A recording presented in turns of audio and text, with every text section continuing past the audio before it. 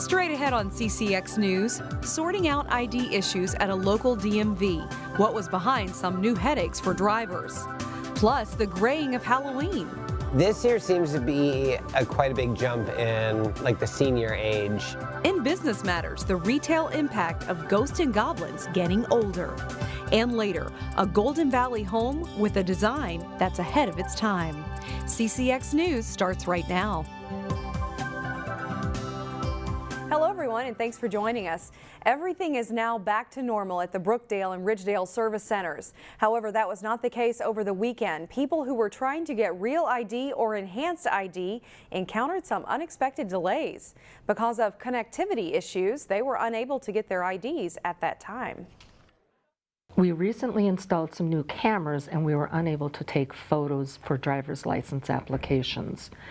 We worked over the weekend with our vendor, with the state of Minnesota, and our IT department, and we were able to resolve the issue so we can now process standard driver's licenses, real ID, and enhanced driver's license. Hennepin County officials say service centers have been very busy since real ID became available on October 1st.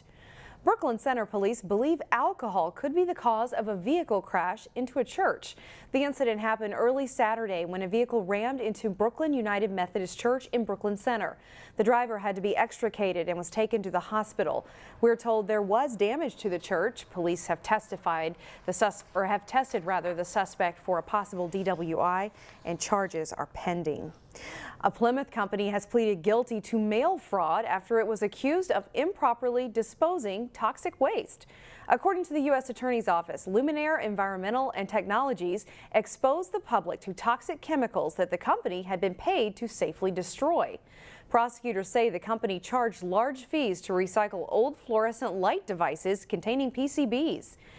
But the company never lawfully disposed of them and instead removed labels and resold the materials to nearby scrap metal facilities. The scheme netted the company more than $1 million in fraudulent proceeds. An effort is underway in downtown Robbinsdale to transform a wall into a colorful tribute to the city's past and present. The side of the Wellna Ace hardware store could soon become a new mural. Robbinsdale's Economic Development Authority teamed up with a local muralist to come up with a design. The next step is to raise money. City Council member Pat Backen launched a GoFundMe page a few weeks ago, and the hope is to raise $2,300 by the end of the month. The city has always tried to maintain the downtown as a very small, walkable area and keep it looking as good as we can. So adding a mural is just sort of part of that effort, and we just hope to kind of keep things looking fantastic and thriving in our downtown area. Right now it's really booming. The art is expected to begin the mural project in the spring. The city of New Hope is collecting feedback on how to make the city more pedestrian friendly. This weekend, the city held an Oktoberfest street fair. It was a chance to tell the public about changes coming to the city center area, including a new city hall and police station. It also helped gather ideas to improve walkability. We just want to understand that on a deeper level and make sure that we're doing everything we can to stimulate, business activity and active living and outdoor activity for our residents, because there's definitely a synergy between what we have going on here and what the businesses are offering in our city center. New Hope is trying to make the city center area a hub for new community activities and events. Big changes are planned for the only private school in the city of New Hope. Here's reporter Sonia Goins. 4 kinds of governments. What is one kind of government? Holy Trinity Lutheran has an infant through preschool program. All right. And a kindergarten through 8th grade school. Right now, they're trying to double enrollment, but in order to do that, they'll need to make space for additional students. We're over capacity in our elementary schools. Currently, there are about 63 students, but even with that small number, they need room to grow. The school has multi-grade classrooms, and this is where the 7th and 8th grade students do all their work. Yeah, our 7th and 8th grade room is probably a third of the size of a classroom. So we got 10 kids in there, and that's really all we're able to have. There is no gym, so they utilize this room as an indoor play area. Playing dodgeball can be tricky. in the small space. We're very full. Sometimes we have to put 40 kids in the large mortar room. There's also no cafeteria at the school, so students eat at their desks. But if all goes as planned, next year the school will have ample space thanks to a $1.7 million building expansion. Well, I'm really excited for this school expansion, childcare expansion. Holy Trinity is adding a second floor addition, which also includes more classrooms, a large room for students to play dodgeball and other games. Plus, they're upgrading the child care center. There is a need in our community for this. This past year, we turned away 300 phone calls for our child care center. Officials say the upgrades and expansion will not only benefit the church, but the whole community. Oh, very excited. Yeah, it's something that we're looking forward to. Again, reaching our community of New Hope in a way that allows people an option for Christian private school in the city of New Hope. It will allow us to further carry out our mission to share Jesus Christ with all ages and nations. In New Hope, Sonia Goins, CCX News. The New Hope City Council will review the plans at its October 22nd meeting. If approved, the school could break ground next spring. Still ahead, the big business of Halloween, why retail experts expect monster numbers. Plus, the Wayzata girls and boys soccer team shoot to advance in the playoffs. But first, signs of a midweek warm-up. Tuesday, expect a high of 50. Here's a not-so-scary thought. For retailers, Halloween is big business. In fact, per-person spending is expected to set a record this year. So what's the trick behind the treat? We sent producer Corey Bork to find out. I knew we would meet soon. In Maple Grove, Halloween is creeping closer. The ghoul factor is on full display. For Dustin Coble, it's like being a kid. Yeah, I was a weird kid that wore my Halloween costume all year round. In a Halloween store. It's more than just the candy and stuff like that. I think it's just the fun of getting to be the hero that you've always wanted to be. Coble turned his passion for Halloween into a career. I've been ordering these in and transferring them in like crazy. Managing Halloween express stores around the Twin Cities. I just like how everything is mysterious. It's where we found 6th grader Jackson Neighbors getting excited for the big day. Just like everything's kind of spooky and eerie, I guess. For Jackson, Halloween is not about the candy, it's about the costume. He's not the only one. There's no shortage of Halloween costume options, and here's another fun and scary thought. Halloween spending among adults has increased dramatically. It used to be just for kids, and then it was kind of for like college-age kids, and now we get people in their 50s, 60s, 70s in here getting a costume. Halloween today is summed up in 3 words. Parties, parties, parties. University of Minnesota professor George John says Halloween is the perfect prelude to Christmas. It's sort of like Super Bowl coming in fall. And it's a natural time for people to get together. It's the start of the fall season, start of the Christmas season, so retailers have an incentive in showcasing all the new stuff. You put all of that together, it's not a surprise, it's become a huge event. So huge, in fact, that according to the National Retail Federation, the average consumer is expected to spend nearly $87 on Halloween this year, the highest per person figure ever. It's a one-time-a-year thing. Back in Maple Grove, the ramp up to the ghoulish holiday gets busier by the day. It's like going up a flight of stairs every day. It's just a little bit more and a little bit more. Enjoying a time where it's fun to be a kid. Just ask Jackson Neighbors. We all float down here. For Business Matters, Corey Bork. Allow me to seal your doom. CCX News. According to Professor John, if Halloween turns out to be as good as predicted, he expects the Christmas season to provide blowout earnings for retailers. Still ahead, a Golden Valley home that architects want to preserve. But first, a close call for Champlin Park in prep football. John Jacobson has the details next in sports. The Wayzata girls soccer team looked to take a step closer to the team's 27th state tournament appearance in school history Saturday.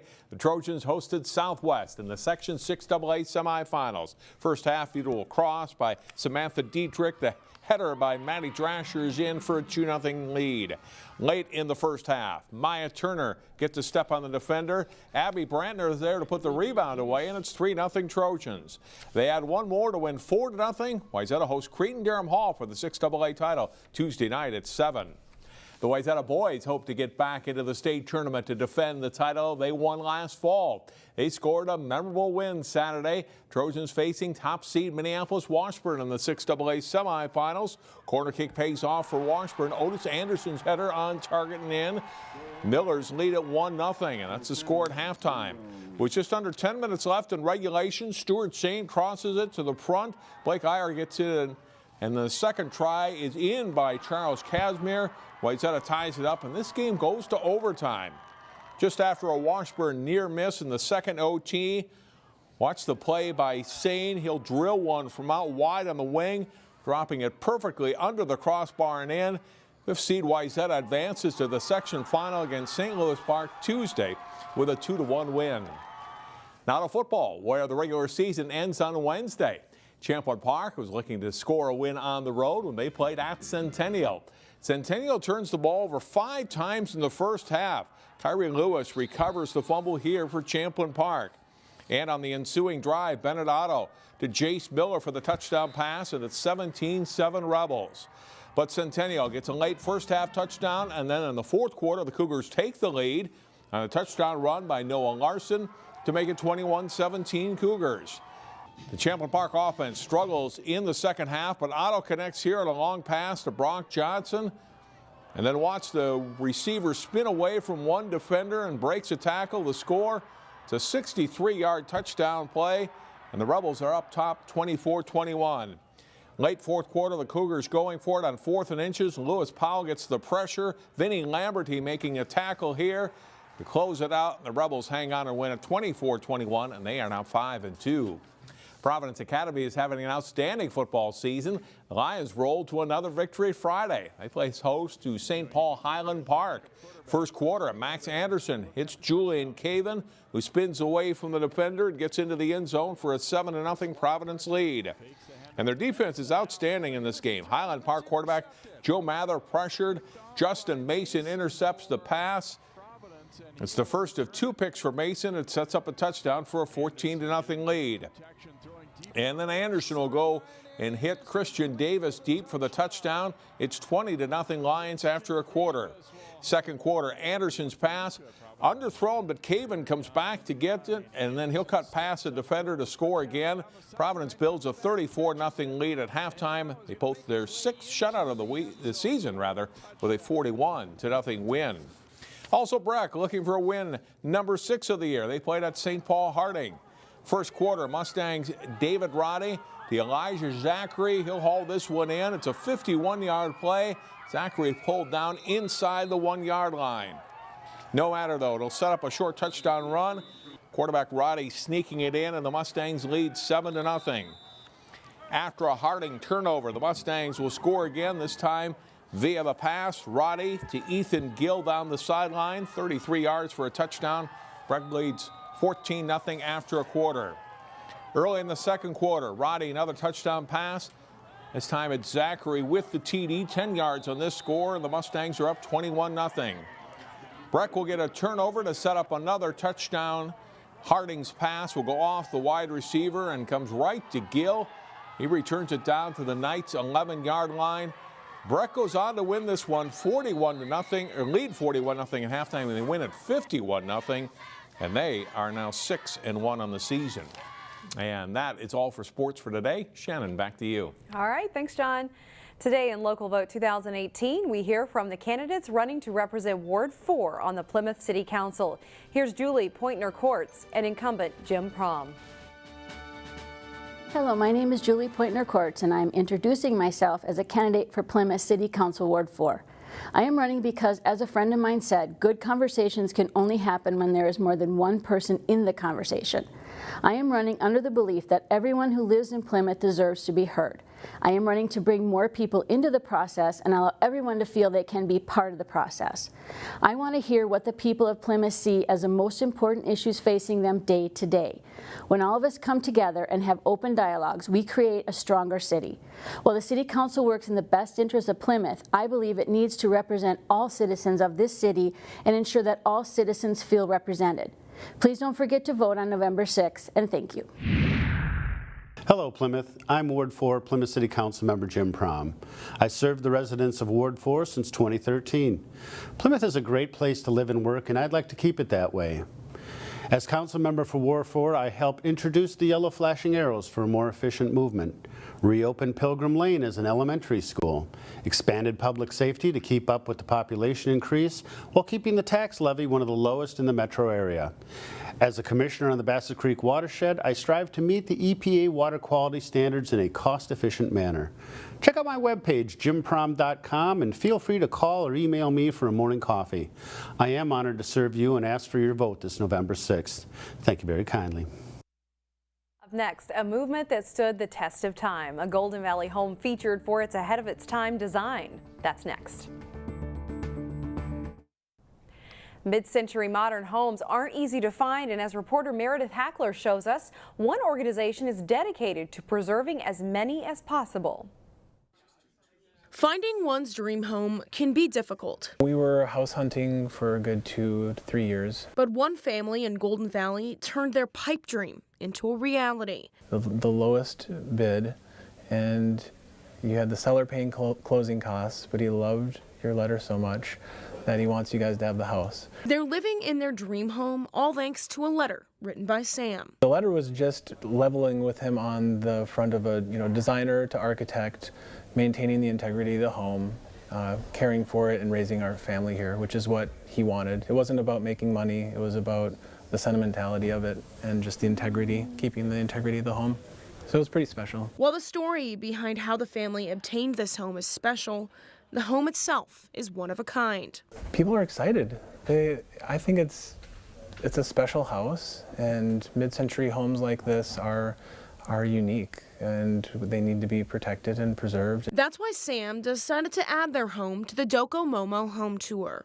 The general mission for Docomomo is to document and conserve, that's the D-O and the C-O, the buildings and sites of the modern movement. So modern is M-O and movement is M-O. That's where we get the Docomomo acronym from. The modern movement features homes constructed in the 50s and 60s. It was considered a fresh way of looking at how to design. People were stripping the excess. So getting to the real elements of the materials and how to lay things out in a way that was pure, that it was a way where it was uncrowded and wasn't frivolous, and really got to the core of what the materials could do. And Sam hopes the people who visit their home will have a fresh perspective on home ownership in general. The cookie cutter Home Depot house in the suburbs is not the only way.